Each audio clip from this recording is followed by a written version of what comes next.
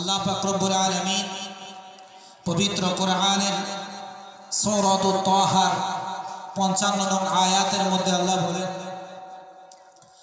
মিনহা খলাকনাকুম ওয়া ফিহা নুঈদুকুম ওয়া মিনহা নুখরিজুকুম তারাতান উখরা। আমার আল্লাহ বলে, রে হে আমার বান্দা বান্দিরা, আমি আল্লাহ তোমাদেরকে মাটি থেকে বানাইলাম, আমি আল্লাহ তোমাদেরকে মাটি দিয়া বানাইলাম, এবং আমি আল্লাহ আবার ওই মাটির মধ্যে তোমাদেরকে দিয়ে দিব, ফিরিয়ে দিব। আবার ওই মাটি হতে হাসরের ময়দানে আমি আল্লাহ তোমাদেরকে উঠাবো। যুবক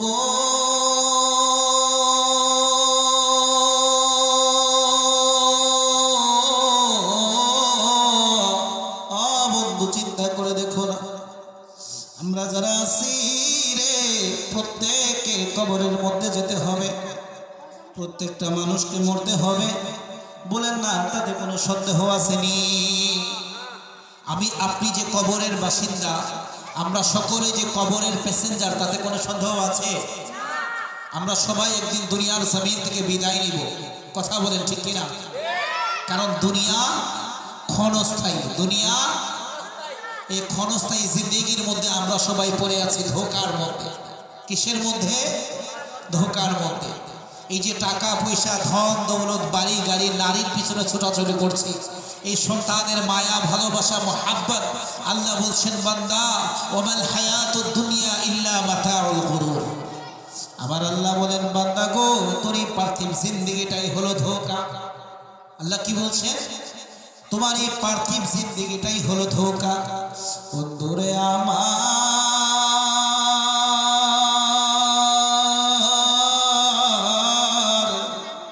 তাইলে চিন্তা করে দেখো না, তুমি আমি সবাই ধোঁকার মধ্যে পড়ে আছি। দুনিয়া থাকার জায়গা না, তুমি আমি কেউ দুনিয়ার জমিনে থাকতে পারবো না। তাইলে তোমার আমার জীবনের লক্ষ্য হওয়া কি? তোমার আমার জীবনের লক্ষ্য কি? তুমি তো চাও ব্যারিস্টার হওয়ার জন্য, তুমি চাও ইঞ্জিনিয়ার হইতে, তুমি চাও কোটি টাকার মালিক হইতে, তুমি চাও বিজনেসম্যান হতে। তোমার জীবনের লক্ষ্য বিভিন্ন দুনিয়ার মায়া, দুনিয়ার আকর্ষণ। কিন্তু বাদা, এই যে তুমি দুনিয়া দুনিয়া করো, এই যে টাকা পয়সা ধন দৌলতের চিন্তা করো, আমার বাড়ি আমার গাড়ি আমার সব দুনিয়া, সব কিছু আমার রে, এই জমিনটা আমার, এই জমিনের মালিক আমি, এই বাড়ির মালিক আমি, এই গাড়িটা আমার। তুমি শুধু এইগুলা করিয়া বেড়াইতেছো, কিন্তু আল্লাহ বলে, বান্দা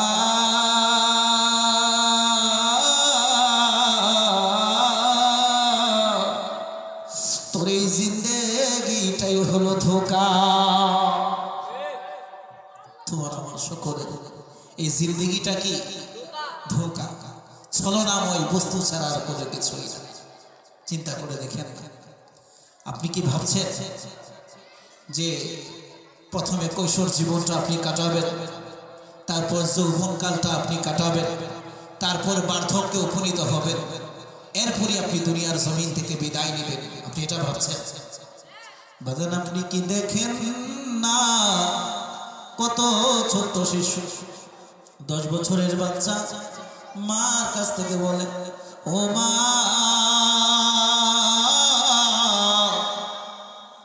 স্কুলের মধ্যে যাব।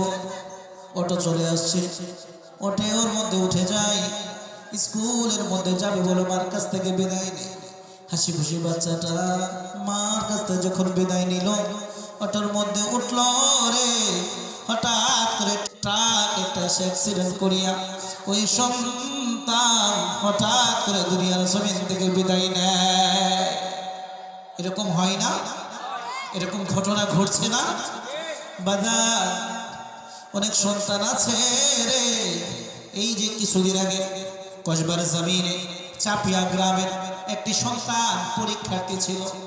তারপরের দিন তার পরীক্ষা, মোটরসাইকেল নিয়ে বাহির হয়েছে। বন্ধু, অ্যাক্সিডেন্ট হয়ে বিদায় নিছে। চিন্তা করেন না, তার কত এক্সপেকটেশন অন্তরের ভিতরে ছিল না? তার কত মায়া ছিল, তার জীবনে কত লক্ষ্য ছিল, তার ফিউচার ব্রাইট ছিল। সে চিন্তা করেছে আমি ডক্টর হব, আমি ইঞ্জিনিয়ার হব, আমি একজন আলেম হতে পারি। তার জীবনের কত চিন্তা ছিল, কত আশা ছিল, কত এক্সপেকটেশন ছিল। কিন্তু নবী বলে উম্মত আকসিরু যিকরা হাদিমিল লাযাতি আনিল মাউত। আমার নবী জানায় দেয় উম্মত সকল স্বাদ বিনষ্টকারী মৃত্যুকে তোমরা কি করো? বেশি বেশি স্মরণ করো।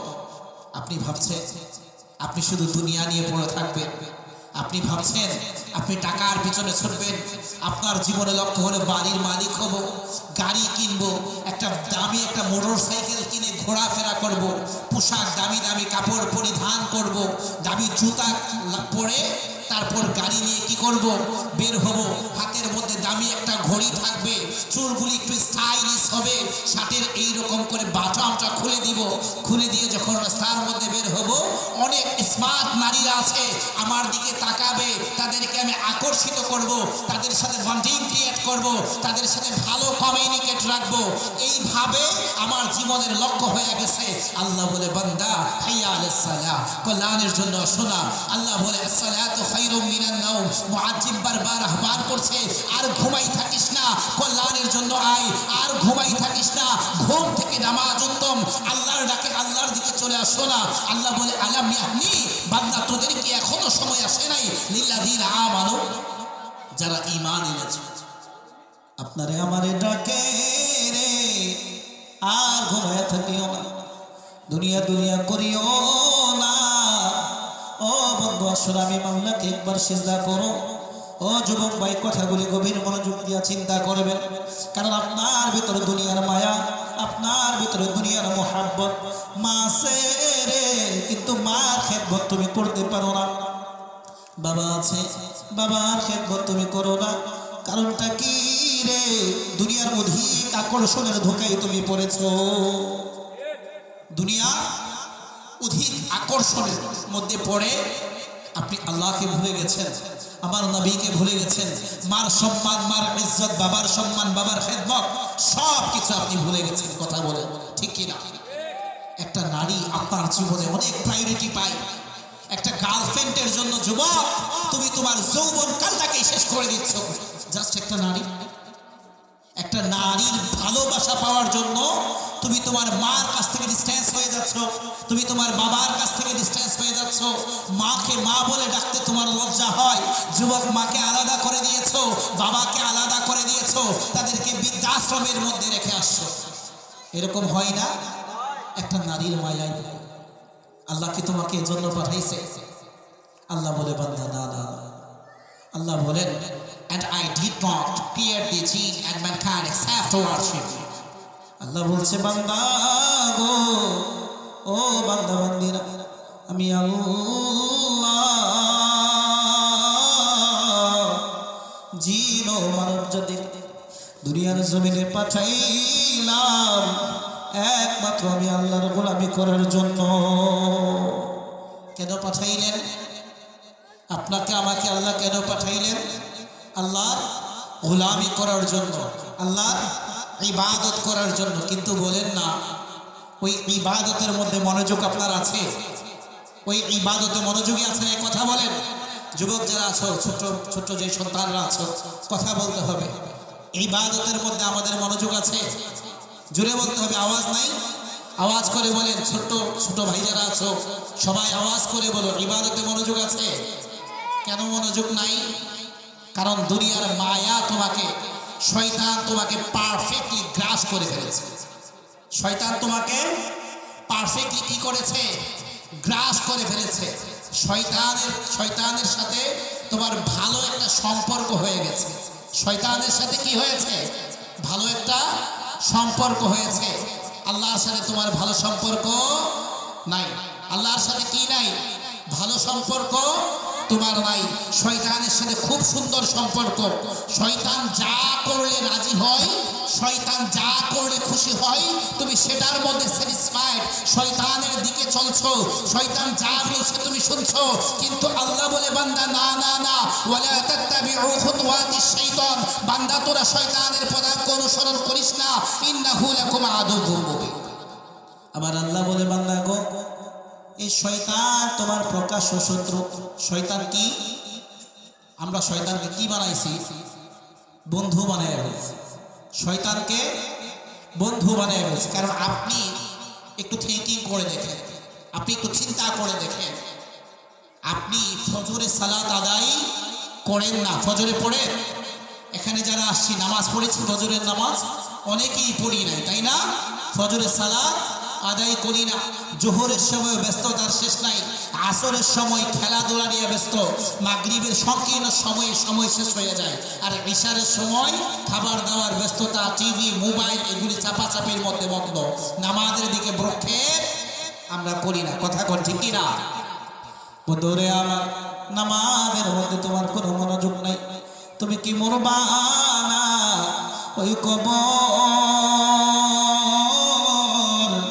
অন্ধকার কবর, সাপ বিচ্ছুর ঘর, পোকামাকড়ের ঘর। যুবক রে, আল্লাহ নবী হযরত মুহাম্মদুর রাসূলুল্লাহ সাল্লাল্লাহু তাআলা আলাইহি ওয়াসাল্লাম এই উম্মতের জন্য তো মায়া, এই উম্মতের জন্য নবীর তো প্রেমে তো ভালোবাসা। যুবক রে, নবী বলে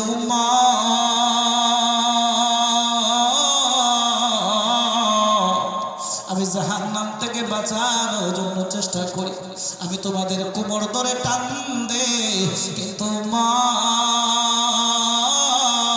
তোমরা আমার হাতটা সরাইয়া ওই জাহান্নামের ভিতরে ধাবিত হও।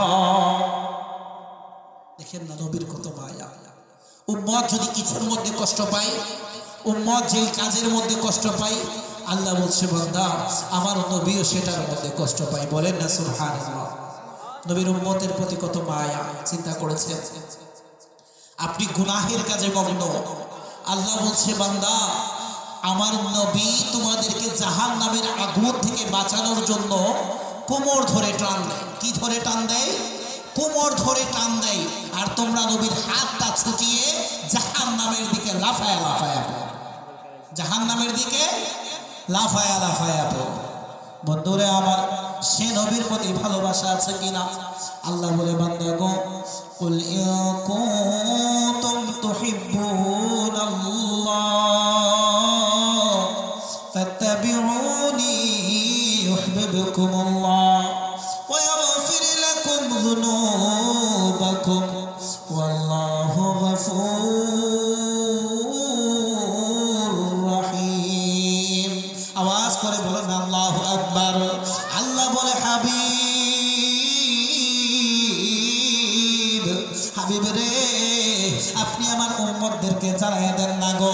ওগো নবীজি, আপনি বলেন না যারা আমি আল্লাহকে ভালোবাসে গো, যারা আমি আল্লাহর ভালোবাসা চাই, যারা আমি মালিকের সন্তুষ্টি অর্জন করতে চাই, নবী গো আপনি বলেন না তারা যাতে আপনি নবীকে অনুসরণ করে। সুবহানাল্লাহ। আল্লাহ কি বলছেন? Say Muhammad sallallahu alayhi wa sallam, if you should love Allah, আল্লাহর নবীকে আল্লাহ তাআলা বলছেন হাবিব যারা আমি আল্লাহকে ভালোবাসে, ওগো নবী আপনি তাদেরকে বলেন না they follow me, তারা যাতে আপনি নবীকে অনুসরণ করে। কাকে অনুসরণ? এক কথা বলো, কাকে অনুসরণ? নবীকে অনুসরণ। অনুসরণ করতে হবে কাকে? প্রিয় নবীকে। চিল্লায় বলো না কাকে? নবীকে। কিন্তু তুমি আজকে কাকে অনুসরণ করছো? তুমি কাকে আইডল মানছো? তুমি জুনাইদ ইভানের গান শুনছো, তুমি একজন ডান্সারকে ফলো করছো, তুমি একজন গায়িকার গান শুনছো, কিন্তু আল্লাহ বলে বান্দা না না না, তুমি তোমার নবীকে, তুমি তোমার নবীকে অনুসরণ করো। যদি নবীকে অনুসরণ করো, আমি আল্লাহ বলি বান্দা আমি আল্লাহ তোমাদেরকে ভালোবাসবো। বলেন না সুবহানাল্লাহ। আল্লাহ কি করবেন? ভালোবাসবেন। শুধু কি ভালোবাসবে? আল্লাহ কি শুধু ভালোবাসবে? আল্লাহ বলে বান্দা না না না, আরো বোনাস তোমাদের জন্য আছে। সে বোনাসটা কি? যুবক, তুমি তো হাঁটতে চলতে এই চোখ দিয়া কত গুনাহ করছো রে, এই জবান দিয়া কত মিথ্যা বলছো, এই চোখ দিয়া কত গুনাহ করছো, এই পা দিয়া হাঁটিয়া হাঁটিয়া কত গুনাহ করছো।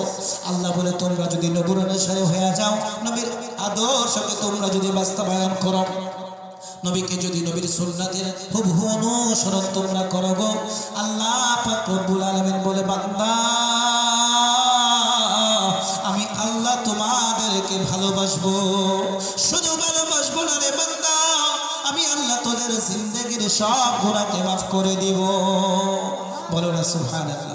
সে নবীর প্রতি প্রেম থাকতে হবে, সে নবীর মহাব্বত অন্তরের ভিতরে ঢুকাইতে হবে। শুধু জবান দিয়ে বললে হবে না ইয়া রাসূলুল্লাহ আমি আপনাকে ভালোবাসি, ওগো নবী আপনার প্রতি আমার অনেক মহাব্বত, নবীজি আপনার জন্য আমার জানটা কুরবান। শুধু জবান দিয়ে বললে হবে না, মুখে শুধু বললে হবে না, কাজে পরিণত করতে হবে, ঠিক কি না? এজন্য শায়ের বলেন নবী নবী করে, সবাই নবী নবী করে আর কত কাল আমি কাঁদব। বলো বলো নবী নবী করে, নবী নবী করে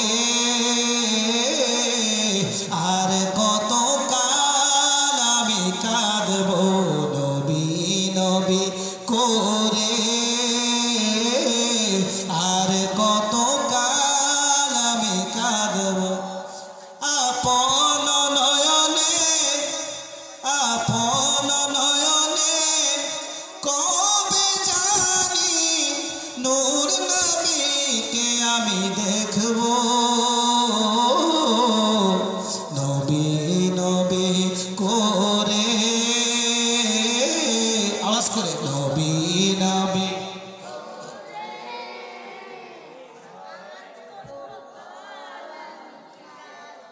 সে নবীর প্রতি ভালোবাসা আছে কিনা, নবীর প্রতি প্রেম আছে কিনা, নবী উম্মতের জন্য তো মায়া, নবীর উম্মতের প্রতি এত ভালোবাসা।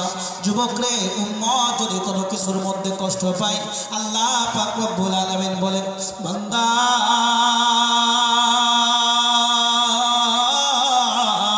আমার নবী সেটার মধ্যে কষ্ট পায়। এই উম্মতের জন্য নবীর তো মুহাব্বত, করুণা সিদ্ধ দয়ালু। যুবক রে, উম্মত যাতে জাহান্নামের মধ্যে না যায়, উম্মত যাতে জাহান্নামের মধ্যে না যায়, এই জন্য নবী যে উম্মতের জন্য চোখের পানি ফেলে ফেলে কান্না করছে। আল্লাহ ডাক দিয়া কই হাবিব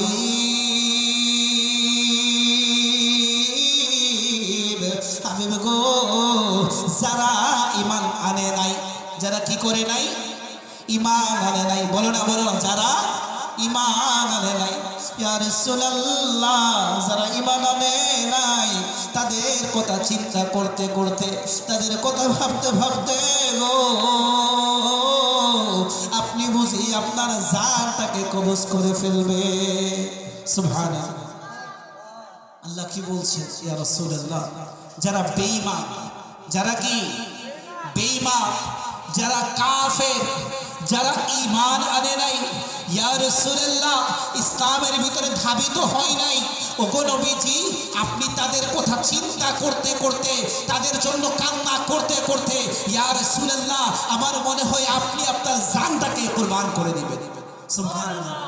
দেখেন নবীর যারা বেঈমান ছিল, যারা বেঈমান ছিল, যারা কাফের ছিল, যারা ঈমান আনে নাই, শুধু ঈমানদারদের জন্য নবী কান্না করার দরকার ছিল, ঠিক কিনা?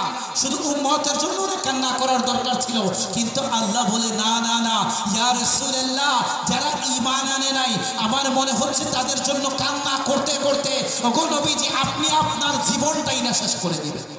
সুবহানাল্লাহ। সে নবীর প্রতি ভালোবাসা আছে না?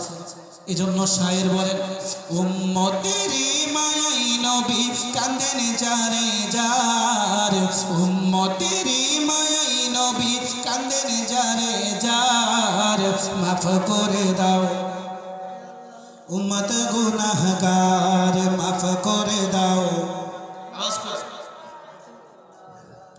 মা আমেনার কোলে যখন এলেন নবীজি সিজদায় পড়ে কাঁদেন উম্মতি উম্মতি উম্মতি উম্মতি।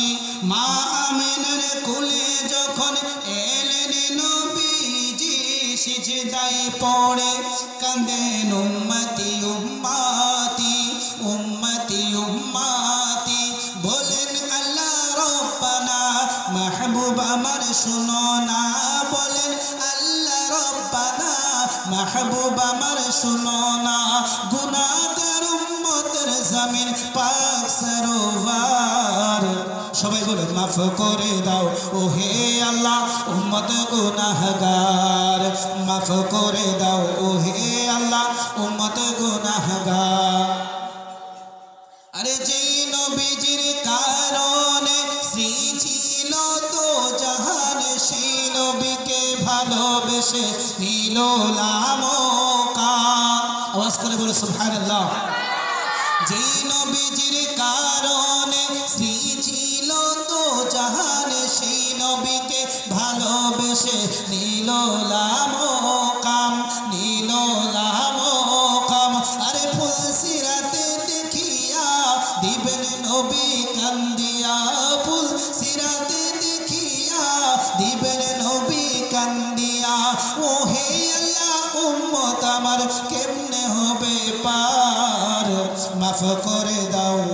আওয়াজ করে মাফ করে দাও ও হে আল্লাহ উম্মত গুনাহগার, মাফ করে দাও ও হে আল্লাহ উম্মত গুনাহগার। উম্মতেরই মায়াই নবী কাঁদেন যারে যার, উম্মতেরই মায়াই নবী কাঁদেন যারে যার। মাফ করে দাও ও হে আল্লাহ উম্মত গুনাহগার, মাফ করে দাও ও হে আল্লাহ উম্মত গুনাহগার।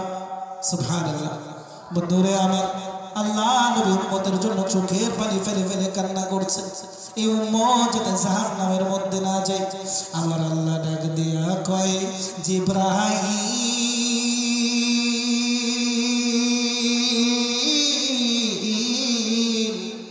জিবরাইল রে নবীর কাছে গিয়া বলুন আমার নবী কেন কান্দে। সুবহানাল্লাহ। জিবরিল যাও না, নবী কেন কান্দে গিয়া জিজ্ঞাসা করো। আল্লাহ নবী উম্মতের কথা চিন্তা করে চোখের পানি ফেলে ফেলে কান্না করছে, এই উম্মত যাতে জাহান্নামী না হয়। যুবক জিবরিল আমিন এসে বলছে ইয়া রাসূলুল্লাহ আপনি যে কান্না করছেন, আল্লাহ পাক রব্বুল আলামিন সবকিছু অবজার্ভ করেছে, আল্লাহ সবকিছু পর্যবেক্ষণ করেছে। ইয়া রাসূলুল্লাহ আল্লাহ পাক বলছে গো এই উম্মতের ব্যাপারে আপনাকে অসন্তুষ্ট করবে না, এই উম্মতের ব্যাপারে আপনি নবীকে সন্তুষ্ট করবেন। ইয়া রাসূলুল্লাহ আপনি আর কান্না করিয়েন না। সুবহানাল্লাহ। উম্মতের জন্য নবীর এত মায়া, যেটার মধ্যে উম্মত কষ্ট পায়, আল্লাহ বলছে ইয়া রাসূলুল্লাহ আপনিও সেটার মধ্যে কষ্ট পান। কাফের বেঈমান যারা আপনি নবীর উপর ঈমান আনেন নাই, ইয়া রাসূলুল্লাহ তাদের কথা চিন্তা করতে করতে ওগো নবীজি আপনি আপনার জানটাই কুরবান করে দিবেন। সুবহানাল্লাহ। বন্ধুরে আমার, সে নবীর প্রেম যদি অন্তরের ভিতরে থাকে, সে নবীর মুহাব্বত যদি অন্তরের ভিতরে থাকে, সে নবীর অনুসরণ যদি অন্তরের ভিতরে থাকে, আল্লাহ বলেন হাবিব আমি আল্লাহ পাক সকলকে ভালোবাসবো, শুধু ভালোবাসবো না গো নবী, আমি তাদের জিন্দেগীর সব গুনাহকে মাফ করে দিব। সুবহানাল্লাহ। তাই নবীকে অনুসরণ করার মধ্যে আপনি কবরের চিন্তা চলে আসবে, নবীকে অনুসরণ করার মধ্যে জাহান্নামের চিন্তা চলে আসবে। বন্ধুরে আমার, আপনি শুধু দুনিয়া দুনিয়া করেছেন, শুধু দুনিয়ার মায়ায় পড়েছেন, শুধু টাকার কথা চিন্তা করেছেন, বাড়ির কথা চিন্তা করেছেন, গাড়ির কথা চিন্তা করেছেন। আপনার জীবনে যাতে স্মার্ট একটা নারী আপনার লাইফে আসে, জীবন সঙ্গিনী হয়, রাস্তা দিয়ে যখন বের হবেন মানুষ যাতে কমেন্টস করে তাদের জুটিটা খুব সুন্দর, এরকম আপনার জীবনে লক্ষ্য, তাই না? যাতে সুন্দর একটা নারী আপনার জীবনে আসে, এটাই চাচ্ছেন তাই না? একটা সুন্দর নারী, কারণ আপনার সাথে মানাইতে হবে। যদি সুন্দর না লাগে তাইলে মানুষ পছন্দ না করলে আমি নিজে ছোট হয়ে থাকব, আপনার জীবনে লক্ষ্য হয়ে গেছে এমনটা। বন্ধুরে, ওই নারীকে পাওয়ার জন্য আপনি আপনার সর্বস্ব বিলীন করে দিচ্ছেন, ঠিক কিনা? আপনি আপনার সর্বস্ব বিলীন করে দিচ্ছেন, যৌবন কালটাকে শেষ করে দিচ্ছেন। বন্ধুকে বলেন, বন্ধু চলো না, ওই যে কলেজটা রয়েছে না, ওই যে ইউনিভার্সিটিটা রয়েছে, সেখানের মধ্যে এখন ছুটি হবে, অনেক মেয়েরা সেখান দিয়ে আসবে, সেখানের মধ্যে একটা মেয়েকে আমার পছন্দ হয়েছে, চলো সেখানের মধ্যে গিয়ে দাঁড়ায় যায়। এক কথা কোন ঠিক কিনা? সেখানে গিয়ে আপনি দাঁড়ায় থাকেন, মেয়েটা যাবে, চুপি চুপি তার পিছন ধরে আপনি হাঁটাহাঁটি শুরু করেন। আবার যদি সুযোগ হয় তার মোবাইল নাম্বারটা একটু করে খোঁজেন, বুঝেন কিনা? এটা আপনার জীবনের লক্ষ্য হয়ে গেছে, যাতে এই নারীটা আমার জীবন সঙ্গী হয়। কিন্তু আল্লাহ বলে, বান্দা, ওমাল হায়াতুদ দুনিয়া ইল্লা মাতাউল গুরুর। বান্দা রে, তোর এই পার্থিব জিন্দগিটাই হলো ধোঁকা, তোর এই জিন্দগিটাই হলো ধোঁকা। যুবক, এই ধোঁকার মধ্যে তুমি পড়ে আছো, এই টাকার পিছনে তুমি ছুটতেছো, এই নারীর পিছনে ছুটতেছো। তুই যখন মরবি রে,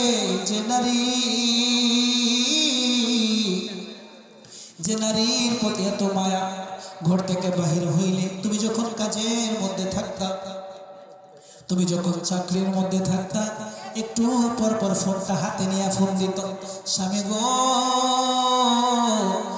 স্বামী কই আছো? তুমি যতক্ষণ পর্যন্ত আসবা না, ততক্ষণ পর্যন্ত আমি খাবার খাবো না। তুমি যতক্ষণ পর্যন্ত আসবা না, ততক্ষণ পর্যন্ত আমি কি করব না? খাবার খাবো না। তুমি যতক্ষণ না আসবে, ততক্ষণ আমি তোমার জন্য অপেক্ষা করব। গার্লফ্রেন্ড ফোন নেই যে আপনি দেখা না করলে আমি এখনো নাস্তা করব না। আপনার বিবি ফোন নেই, স্বামী গো, আপনি যতক্ষণ পর্যন্ত না ঘরে আসবেন, ততক্ষণ আর আমি খাবার খাবো না।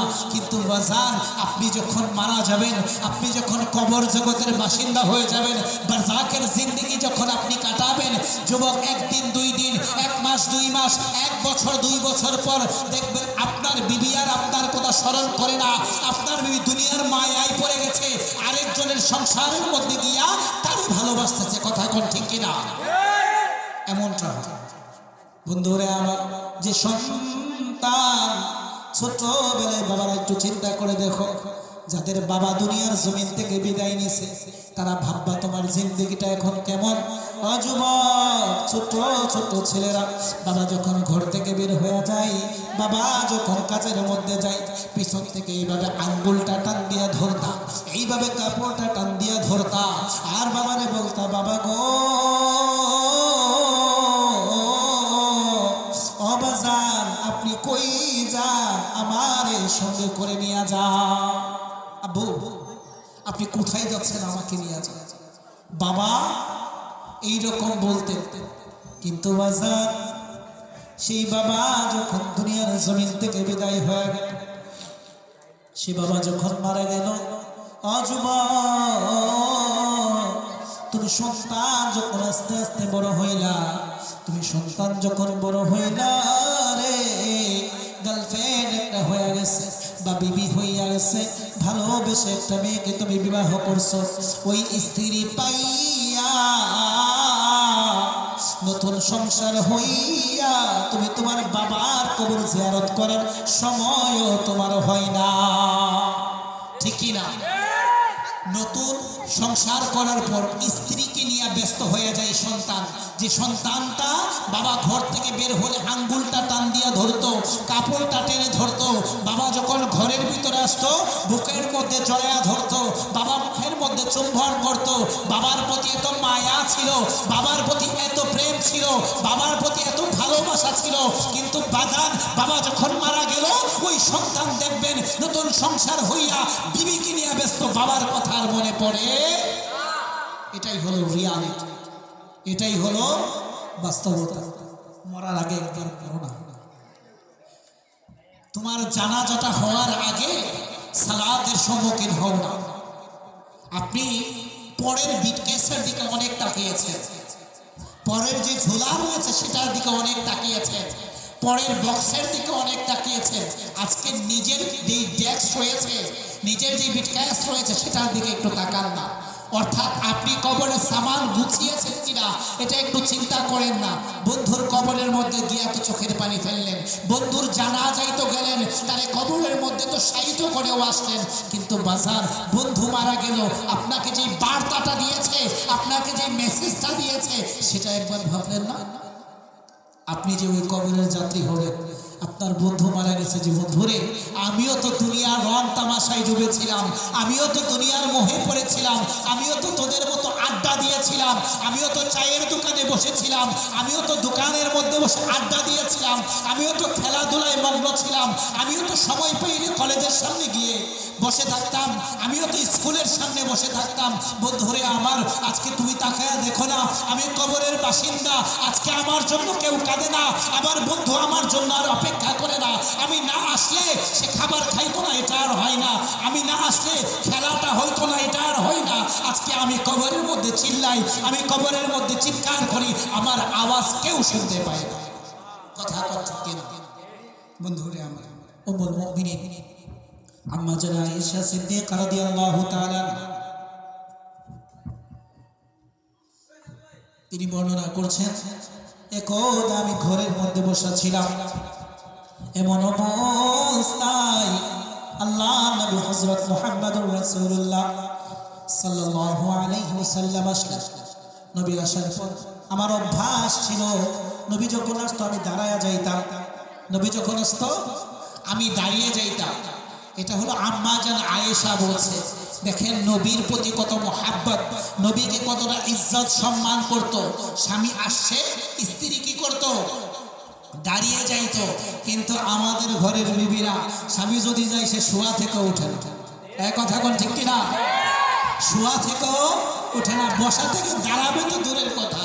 স্বামী যে কাজ করে আসলো, সারাদিন যে কষ্ট করলো, সারাদিন যে পরিশ্রম করলো, ও মা আপনাকে বলছি, আপনি আপনার স্বামীকে রেসপেক্ট করতে পারেননি, তাকে সম্মান দিতে পারেননি, তাকে ইজ্জত দিতে পারেননি। আম্মা জান আয়েশা বলছে আমার অভ্যাস ছিল, নবী যখন ঘরের মধ্যে অপ্রত্যাশিতভাবে নবীজি চলে আসলো, আমার অভ্যাস অনুযায়ী আমি দাঁড়াইলাম। আল্লাহর নবী বলছেন আয়েশা দাঁড়াই।